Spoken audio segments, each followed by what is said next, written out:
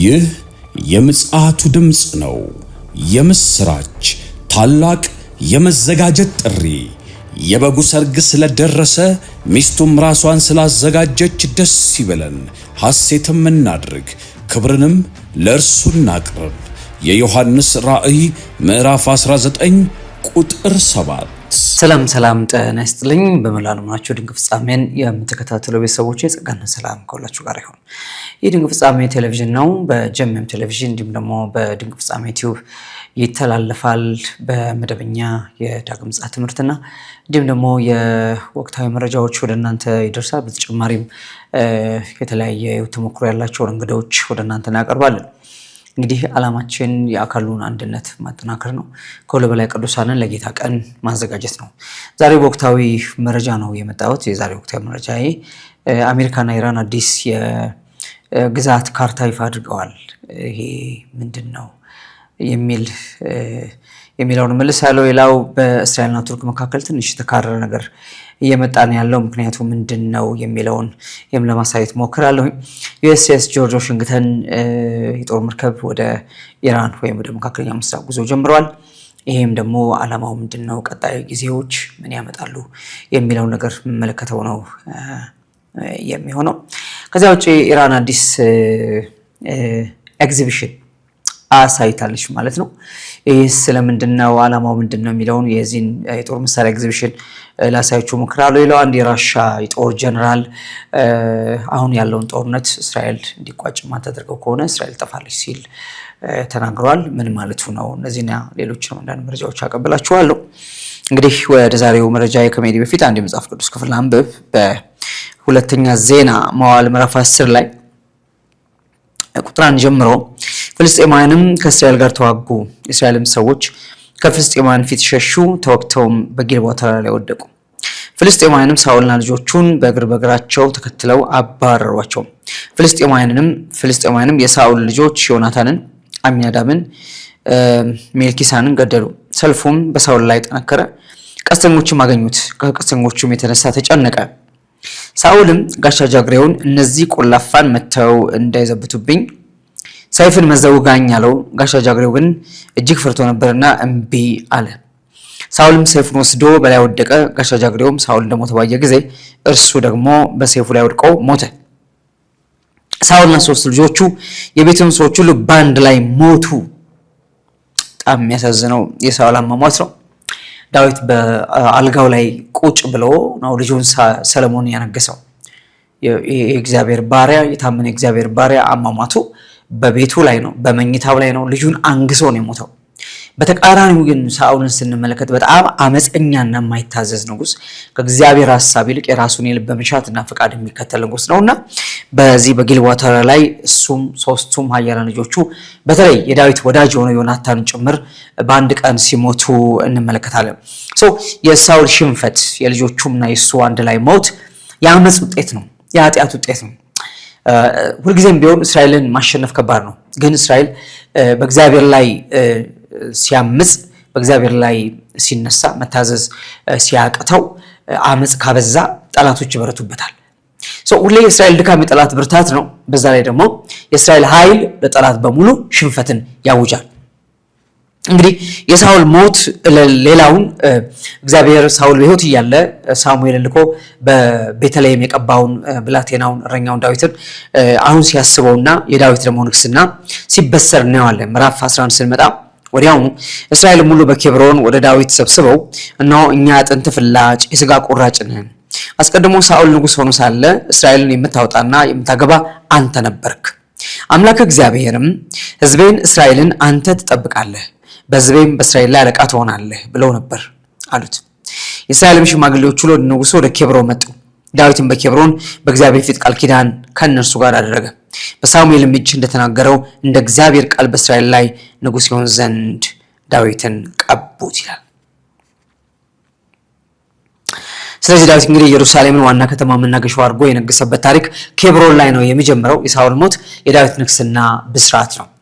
ሁልጊዜም ቢሆን እግዚአብሔር ወደ ነገሮችን ወደ ፍጻሜ ያስቸኩላቸዋል። ዳዊት የሚመጣው መንግስት በምድር ላይ ሊጸና ያለው መንግስት በተለይ የሺህ ዓመት መንግስት ብለን የምንለው ከመከራው ዘመን በኋላ በምድር ሁሉ ላይ የሚሰለጥነውን የእግዚአብሔር መንግስት ወይም ደግሞ በክርስቶስ ንግስና የሚገለጠውን እግዚአብሔር መንግስት ያሳያል። ስለዚህ የሳኦል ሞት የዳዊት ንግስና ነው። የሳኦል አመፅ ሞቱን የዳዊት መታዘዝና እግዚአብሔርን ደግሞ በስደቱ ላይ ያመሰገነ በገና ከእጁ ሳይጠፋ በመከራ ሁሉ እግዚአብሔርን እያከበረ እያገለገለ ፋይናሊ ወደ ስልጣን ሲመጣ እንመለከተዋለን። እንዳልኩት ደግሞ ይሄ የዚህ ነገር ፍጻሜ የክርስቶስ መንግስት ንግስና ነው። ሉቃስ ወንጌል ምዕራፍ 1 ላይ በዳዊት ዙፋን ላይ ይነግሳል ተብሏል። ወይም እግዚአብሔር አምላክ የአባቱን የዳዊትን ዙፋን ይሰጠዋል በያዕቆብ ቤት ለዘላለም ይላል። ይሄ ስለ ክርስቶስ ነው። እንግዲህ ዳዊት የክርስቶስ ንግስና ወይም መንግስት ምሳሌ ነው። ያቺ መንግስት ልትገለጥ እየደረሰች ነው ያለችው።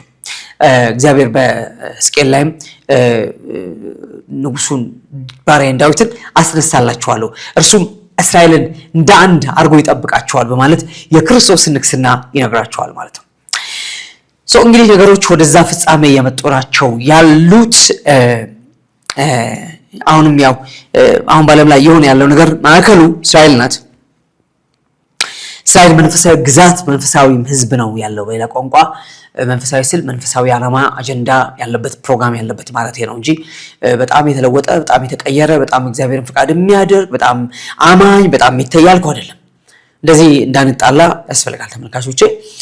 መንፈሳዊ ስል ከመንፈስ ዓለም ጋር ኮኔክትድ የሆነ በተለይ በዘመን ፕሮፌቲክ ኢራ ውስጥ የገባ ህዝብና ግዛት ወይም ሀገር ነው ማለት ነው። ወደ መረጃ ይመለሳሉ።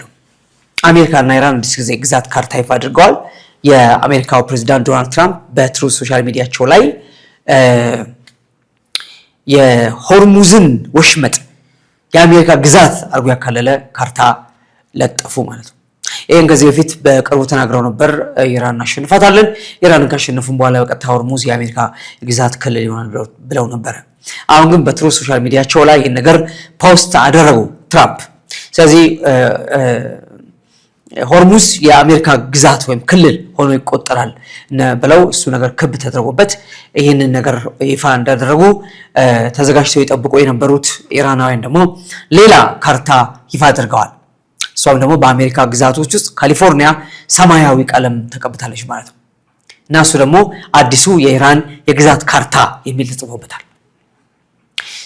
ኢራን ያው እንግዲህ የሆርሙዝ ጉዳይ ኦፊሻል ግልጽ ነው። ሆርሙዝ የአሜሪካና የኢራን ከፍተኛ የውጊያ ቀጠና ሆና ነው ያለችው። ምክንያቱም 20% የኃይል አቅርቦት በእያንዳንዱ ቀን ወደ ዓለማችን በዚህ የባህር ወሽመጥ የሚተላለፍ ነው። ነገር ግን ይህንን ነገር ኢራንን ከማሸነፍ በኋላ የአሜሪካ ምናልባት ወደ ራሷ ግዛት ታደርገዋለች አታደርገውም፣ ይሄ አጠያቂ ነው፣ ጊዜ የሚፈታው ነው። ግን ሰውየው ተናግረው ነበር። አሁን ደግሞ ካርታ ላይ ያን ነገር አስቀምጠዋል፣ ለዓለም ገልጸዋል። ከዚህ በኋላ ሆርሙዝ የአሜሪካ ነው አይን ስታፍ ነው እንደዚህ የሚል አይነት አገላለጥ ያለው ነው። ኢራን ግን ለምንድን ነው ካሊፎርኒያን የመረጠችው ሲባል ኢራን ከኢራን ቀጥሎ ከፍተኛ ኢራናውያን የሚኖሩት በአሜሪካ ካሊፎርኒያ ላይ ነው። እዚህ በጣም ብዛት ያላቸው ኢራናውያን የሚኖሩት በአሜሪካ ግዛት ላይ ማለት ነው። የተለያየ ግዛት ላይ አሉ ኢራናውያን አሉ። አሁን በአሜሪካና በኢራን ጦርነት ውስጥ ትራምፕን እየደገፉ ሰላማዊ ሰልፍ የሚወጡ አሉ ኢራናውያን አሉ። በጣም ብዙ ኢራናውያን ለምን ጥንታዊ ህዝብ ነው፣ በመላው ዓለም ተበትኖ ነው ያለው። በጣም ብዙ ኢራናውያን ግን አብዛኛው ኢራናዊ የሚገኘው ካሊፎርኒያ ነው።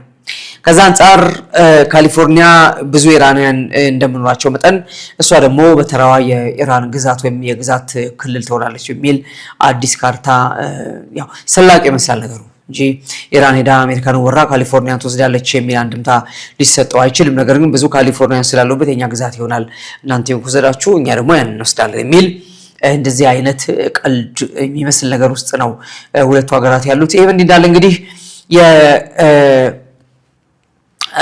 አሜሪካው የዩኤስኤስ ጆርጅ ዋሽንግተን የጦር መርከብ ወይም ደግሞ እነዚህ የጦር ጀቶችን የሚሸከመው እና የጦር ጀቶች የሚደረድሩበት የጦር መርከብ ወደ መካከለኛው ምስራቅ እየተጓዘ ያለው በዛሬ ቀን ይሄ ሌላ አዲስ ጦርነት በመካከለኛው ምስራቅ ሊነሳ እንዳለ ወይም ደግሞ አሜሪካ ሌላ አይነት ጥቃት ልትከፍት እንዳለ የሚያሳይ ነው ማለት ነው። በሁለቱ ሀገራት መካከል ያለው ነገር ያው እንግዲህ እስራኤል አሁን ባለው ሁኔታ እስራኤል ትንሽ ነገሩ ጋብ ብሎ ነው ያለው። ጋብ ኔሴንስ እስራኤል ነገሩን በዝምታ እያየች ነው ያለችው። አሜሪካ የራሷ ጉዳይ አድርጋ ከኢራን ጋር በግሏ እየተደራደረች ነው ያለችው። ከዚህ በፊት ነግሬያችኋለሁኝ። ኢራን እንኳን ሊባኖስን ጨምራ ድርድር ውስጥ የማስገባቷን ያህል አሜሪካ እስራኤልን ድርድር ውስጥ አላስገባቸው። ስለዚህ የአሜሪካና የእስራኤል ግንኙነት እስከ መበላሸት ድረስ የደረሰው ከሊባኖስ እስራኤል መውጣት አለባት የለባትም በሚል ክርክር ነው። ምክንያቱም ኢራን ኦልሬዲ ሊባኖስን ጭምር ሂዝቦላን ጭምር ስምምነት ውስጥ ስላስገባች ነው። እና ነገሩ በዚህ የተነሳ ድርድሩ በአሜሪካና በኢራን መካከል እንጂ እስራኤል የሚያካትት አይደለም። ይሄን ኦፊሻሊ አሳውቀዋል እነሱ። ይሄ ድርድር እኛን አይመለከተንም የአሜሪካውን ፕሬዝዳንት የሚመለከት ነው ብለዋል። ያም ሆኖ እንግዲህ ጦርነቱም አሁንም አሜሪካ በምናልባት በእስራኤል እንኳን ተጎታ ገብታ ቢሆን በቀጥታ ጦርነቱን የራሷ አድርጋ እየተዋጋች ነው ያለችው አሜሪካ። እንግዲህ የዚህ ነገር ፍጻሜ 5 ወር 3 ሳምንት ቢበዛ የተባለው ጦርነት 5 ወር ወደ 6ኛ ወር እየተጠጋ ያለው ጦርነት በ21ኛው ክፍለ ዘመን ከፍተኛው ደም አፋሳሽ ጦርነት ተብሎ የተጠራ ነው። ይሄ የዩኤስኤስ ጆርጅ ዋሽንግተን የጦር መርከብ ወደዛ የሚሄዱ ጉዳይ በጣም ከፍተኛ ስጋት አጭሯል። ሌላ አዲስ ጦርነት ደግሞ ሊነሳ ይችላል የሚል ግምት ፈጥሯል ማለት ነው። እንግዲህ ያው አሜሪካ ኢራን ላይ በተኮሰች ቁጥር ኢራን ደግሞ ባጸፋው በዙሪያው ባሉ የባህረ ሰላጤው ሀገራት ላይ ትተኩሳለች። በዚህ ምክንያት ሳውዲን ጨምሮ ብዙ ሀገራት ከፍተኛ ጥቃት የደረሰባቸው በመሆኑ ምናልባት የአሜሪካውን ፕሬዝዳንት ተማጽኖ አይቋረጥም አስባለሁ። ያደረጉትም ነው። ባኮትን አይተኮሱ፣ ሌላ ጥቃት አይክፈቱ፣ ከባድ ጥቃት አይክፈቱ ኢራን ላይ ቢካውዝ ቱርክ ትመታለች። ማነው ቱርክ ሳትሆን ዮርዳኖስ ትመታለች፣ ባህሬን ትመታለች፣ ኤምሬት አገሮች ይመታሉ፣ ካታር ትመታለች እና በጣም ብዙ ሀገሮችን ኢራን እየደበደበች ነው ያለችው። አሜሪካ በተኮሰች ቁጥር እነዛ ላይ አጸፋ እርምጃ ኢራን መውሰዷ የታወቀ ነገር ነው። ስለዚህ እነዚህ ሀገራት አሁንም ምናልባት እንግዲህ አዲሱ የፓኪስታን የቱርክና የሳውዲ አዲሱ ስምምነት የኢስላሚክ ኔቶ ተብሎ የጠራው የቱርክ የሳውዲና የፓኪስታን ስምምነት ምናልባት ይህንን ጦርነት ሊቀለብስ የሚችልበት አቅም ኃይል ካለው ካልሆነ በስተቀር ነገሩ ሌላ መልክና አቅጣጫ ሊይዝ ይችላል ማለት ነው። እንግዲህ ይሄ ጦርነት በምን ሁኔታ ሊበርድ እንደሚችል ማሰብ በጣም ከባድ እየሆነ ነው የመጣው። ለምን በኢራን በኩል ሸብረክ የማለት ነገር አይታይም። ስለዚህ ምናልባት እንግዲህ አዲሱ ኢስላሚክ ኔቶ ተብሎ የጠራው የቱርክ የሳውዲና የፓኪስታን አዲሱ የጦር ስምምነት ምናልባት በዚህ ጦርነት ውስጥ ጣልቃ የሚገባበት አዝማሚያ ካለ ምናልባት ሌላ አይነት ቅርጽ ወይም መልክ ሊይዝ ይችላል። ካልሆነ ግን ነገሮች እየተባባሱ እየሄዱ ናቸው ያሉት። ያው ሁሌ እንደምላችሁ እንግዲህ የዚህ ጦርነት ፍጻሜ የጎግ ማጎግ ሰልፍ ነው የሚሆነው። በአንድም በሌላም መንገድ ይሄ በዚህ ልክ ፔኔትሬት ተደርጎ የሚፈጽም ጉዳት በቀላሉ የሚሽር አይደለም፣ በቀላሉ የሚለወጥ የሚካከስ አይደለም እና ወደፊት ነገሩ ወደ ፍጻሜ ቸኮለ እንዳለ እንመለከታለን። ይህም እንዲህ እንዳለ እንግዲህ አንድ የራሻ የጦር ጀነራል እስራኤል ጦርነቱን ከቀጠናው ከሚድል ኢስት ወጥቶ አውሮፓ ኔቶ አሜሪካ እንደገባችበት ኔቶና የአውሮፓ ሀገራት እንዲገቡበት እየፈለገች ነው። እነዚህ የሚገቡበት ከሆነ ለእስራኤል ራሷ አትኖርም የሚል ማስጠንቀቂያ ሰጥቷል ማለት ነው። ይህ ማለት ነው እስራኤል ኔቶን ባትስበው ይሻላል፣ አውሮፓን ባትነካካ ይሻላል ነው። በኢራንና በእስራኤል ጦርነት አሜሪካ እንደገባችው ሁሉ ትወጣው እንጂ አውሮፓ ገባለሁ የምትል ከሆነ ኔቶ ገባለሁ የሚል ከሆነ እስራኤል ራሷ ይወላት የሚል ማስጠንቀቂያ የጎግ አለቃ አሰምቷል። የጎግ አለቃ ጎግ is the prince of ሮሽ የራሻ መሪ ወይም አለቃ ነው። ጎግ the prince of ሮሽ የጥንቱ የራሻ ስም ነው። የራሻ አለቃ ወይም ገዢ ወይም ራስ የሆነው የጎግ ራስ የሆነው የማጎግ ምድር ገዢ የሆነው ጎግ ወይም ራሻ ናት። እሷ እንዲህ ያለ ማስጠንቀቂያ ሰጥቷልና እነዚህ አሁንም ያው ደጋግሜ ነግሬያችኋለሁ። እንግዲህ በተለይ የኔቶ ወደዚህ ጦርነት ለመግባት የሚያደርገው ድርድር የሚያደርገው ትግል ትራምፕ በጣም በከፍተኛ ፍጥነት ኔቶ ለቃለው ያለች አሜሪካ እያስጠነቀች ኔቶ እንዲገባ የአውሮፓ ሀገራትም ወደዚህ ጦርነት እንዲገቡ ከፍተኛ ውትወታ ቢያሰሙም ነገር ግን በሚያስደንቅ ሁኔታ የኔቶም አውሮፓም ሪፍሬን አድርገው ነው የቆሙት ማለት ነው። በጣም በጥንቃቄ ነገሩን እየተመለከቱ ያሉት ለምንድን ነው? እነሱ ገቡ ማለት ቀጥታ የራሻ ጦርነቱ ላይ በስውር ሳይሆን በግልጽ ትገባበታለች ማለት ነው። ራሻ በስውር ሳይሆን በግልጽ ትገባለች። ይሄ በጣም በቃ ይሄ የተረጋገጠ ነገር ነው ወገኖች። ይሄ ማለት ቀጥታ ጎግ ማጉጦ ነው ስገባ ማለት ነው። አውራሻ ባትረዳት ኖሮ ኢራን እስካሁን ኤግዚስት አታደርግም። ቻይና ባትረዳት ኖሮ እስካሁን ድረስ ኢቭን ሰሜን ኮሪያ ኢራንን ባይረዷት ኖሮ በፍጹም ኤግዚስት ማድረግ አትችልም ኢራን ይሄን ጦርነት። ግን እነዚህ ሀገራት በስውር እየረዱ ናቸው ያሉት። ግን አሁን ይሄ የራሽያ የጦር ጀነራል ያለው ምንድነው? ጦርነቱ እንዲዛመት እስራኤል ባታደርገው ጥሩ ነው፣ ሌሎች ሀገራት እንዲገቡ ባትጎትታቸው ይሻላል። ካልሆነ ግን ራሷ እስራኤል እናጠፋታለን የሚል ከባድ ዛቻ አሰምቷል። ይሄ የጎግ ግልጽ የሆነ ፉከራ ነው፣ ግልጽ ማስፈራሪያና ማስጠንቀቂያ ነው።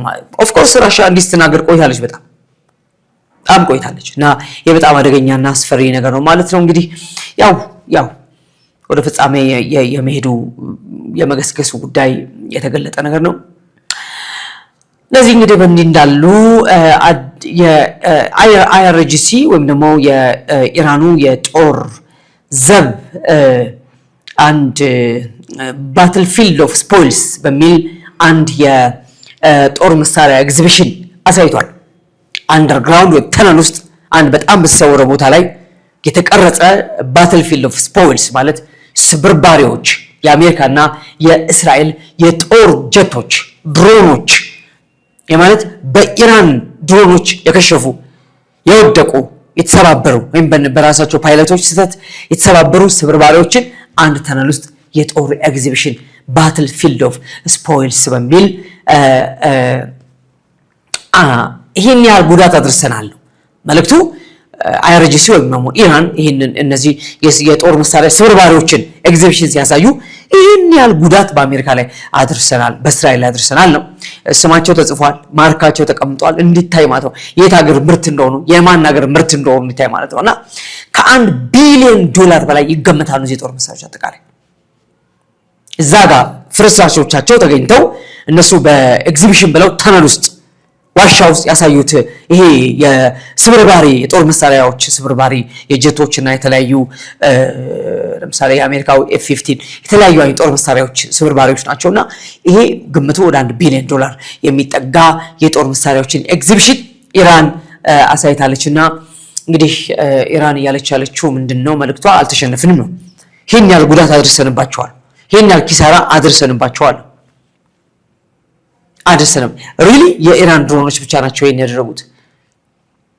ኢራን ብቻዋን አይደለችም፣ ከጀርባ በጣም ብዙ ሀያላን ሀገራት አሉ። ዳስዋይ ሸብረክ የማትለው የማትመለስ ሆርሙዝን ለመልቀቅ ለመደራደር ጠረጴዛ ዙሪያ ነገሩን ለመፍታት ባጭር ለመቋጨት ኢራናውያን የሰላም አየር እንዲተነፍሱ ለማድረግ እነዚህ ሀገሮች ለምሳሌ ቻይና እና ራሽያ ኢቨን ሰሜን ኮሪያ ኢራን ላይ ኢንቨስት በሚያደርጉት መጠን ከኢራን የሚፈልጉት ምን አለ? አንዳንዶቹ ነፃ ስጦታዎች ናቸው፣ አንዳንዶቹ ደግሞ ግዢዎች ናቸው። ስለዚህ ከኢራን የሚፈልጉት ምን አለ? ነዳጅ አለ። የሚፈልጉት ነዳጅ አለ። ዝም ብሎ አይደለም፣ እየተደመረ እየተቆጠረ እየተሰፈረ እየተቀነሰ ነው የሚሰጠው። አንዳንዱ በእርዳታ ነው፣ ያው አሜሪካን ማዳከም ስለሚፈልጉ። ሌላው ኢራን ያላትን የነዳጅ ሀብት አሜሪካን እንደምትፈልገው ሁሉ ራሽያ ትፈልጋለች። ቻይና ዋነኛ የኢራን ነዳጅ ተጠቃሚ ሀገር ናት በዓለም ላይ። ስለዚህ እነዚህ ሀገራት የሰጧት የተለያዩ ለምሳሌ ጸረ ሚሳኤል፣ ጸረ ጀቶች፣ ጸረ ድሮን፣ ጸረ ሮኬት እነዚህ ነገሮች ናቸው የረዷት። እነዚህ ስብርባሪዎች በኢራን ድሮኖች ብቻ የመጡ አይደሉም ነው። ኢራን በሰራቻቸው ኢራን ሰራሽ ድሮኖች የደመሰሷቸው፣ ያፈራርሷቸው፣ ያወረዷቸው አይደሉም። የነዚህ ሀገራት እጅ አለበት ማለት ነው። ዞሮ ከ1 ቢሊዮን ዶላር በላይ የሚጠጋ ግምት ያላቸውን የጦር መሳሪያ ስብርባሪ ኤግዚቢሽን አይአርጂሲ አሳይቷልና ምናልባት እንግዲህ አሁንም አለን፣ አትችሉንም፣ አትቋቋሙንም፣ አትልፉ፣ እኛ እጅ አንሰጥም አይነት ስታፍ ይመስላል። ዞሮ እንግዲህ ነገሩ ትንሽ ልክ ያለበት ኃይል ያለበት የተቀላቀለበት ነገር ሆኖ ያለው ይሄ ከዚህ በፊት ነግሬያችኋለሁ። ትንቢተ ዳንኤል ምዕራፍ 10 ቁጥር 13 ላይ የፋርስ መንግስት አለቃ የሚል የተገለጠ አለቃ መንፈስ አለና ይሄ መንፈስ ለየት የሚያደርገው ጸባዩ ባለፈው እንደነገርኳችሁ ከመላእክት አለቃ ከሚካኤልና ከገብርኤል ጋር የሚዋጋ ነው። እንኳን ከአሜሪካ ጋር ቀርቶ ከማን ጋር የሚዋጋ ነው? መንፈስ ከገብርኤልና ከገብርኤል ጋር ሲዋጋ ነበር። ገብርኤል አልቻለው 21 ቀን የተቋቋመው 21 ቀን ፋይናሊ ሚካኤል መጣ። ሚካኤል ገብርኤል ሊረዳው ሲመጣ ገብርኤል ጦርነቱን ለሚካኤል አስረክቦ ወደ ዳንኤል ወረደ። ዳንኤል ያለው ፋርስ ኢራን ያለው ከባቢሎን ከኢራቅ ወደ ኢራን መጥተው መንግስት በጊዜው ፋርስ ናት፣ ወደ ፋርስ መጥተው ፋርስ ላይ ነው ያለው። ለዳንኤል መልእክት ለማድረስ የፋርስ አለቃ ገብርኤልን ከለከለው። እንዘል ሚካኤል መጥቶ ጦርነቱን ኮንትሮል ሲያደርግ ነው ገብርኤል የመጣው። ይሄ ከባድ መንፈስ ነው፣ የማይለቅ መንፈስ ነው። ቀጠለ ጦርነቱ። ገብርኤል ለዳንኤል ሲነግረው ምንድን ያለው? ሚካኤል እየተዋጋ ነው፣ አሁን ለጦርነቱ ነው የሚሄደው ነው ያለው። እኔ ራሴ አሁን ለአንተ መልእክት አድርሼ እዛ ጦርነቱ ውስጥ የምቀላቀለው ነው ያለው። ይሄም ያህል እልከኛ መንፈስ ነው። እንግዲህ የጥንት ፋርስን የሚገዛ የፋርስን መንግስት የሚቆጣጠር አለቃ ስፒሪት ነው፣ አገረ ገዢ ነው። ሰማይ የፋርስን ሰማይ የኢራንን ሰማይ የተቆጣጠረው መንፈስ ከባድ ጦረኛ ነው፣ ተዋጊ ነው፣ ዋሪየር ነው። ዛስ ኮል አይአርጂሲ ውስጥ የሚሰራው መንፈስ ይሄ ነው። ከዚህ አንጻር ትንሽ ነገሩ ከበድ ያለው ጊዜው ስለደረሰ ነው። መንፈሱ ጊዜው ደርሷል፣ ተነስቷል። ናው ኢትስ ታይም፣ ጊዜው ደርሷል። ዳስ ዋይ ይሄ ጦርነቱ በቀላሉ ሊበርድ አይችልም። በጣም ሊበርድ አይችልም። ለምን? ነገሩ መንፈሳዊ ይዘት ስላለው ማለት ነው። እንግዲህ ሌላም በጣም ብዙ ነገሮች ዓለም ላይ የሆኑ ናቸው ያሉት። እነዚህ ነገሮች በሙሉ ተደምረው ተቀንሰው ያለንበትን ዘመን የሚያሳዩን we are at the end of the age፣ የዘመን ፍጻሜ ላይ ነው ያለነው ቅዱሳን። የዘመን መጨረሻ ላይ ነው ያለው። እየፈጠንን ማድረግ ያለብንን ማድረግ፣ ከሁሉ በላይ ለእግዚአብሔር በሆነው ነገር መጨከን፣ ለእግዚአብሔር በሆነው ነገር መቁረጥ፣ ለእግዚአብሔር በሆነው ነገር መለየት ያስፈልጋል። አሁን መቀላቀልና መደባለቅ ጊዜው አይደለም። ተደባለቀና የተቀላቀለ ጊዜው አይደለም። we need to be more and more serious ማለት ነው። በስፒሪቹዋሊቲ ቤተክርስቲያን ልትነሳ ጊዜው አሁን ነው። ዘመኑ ደርሷል። ሙሽራው እየመጣ ነው። ጊዜው እየደረሰ ነው ያለው።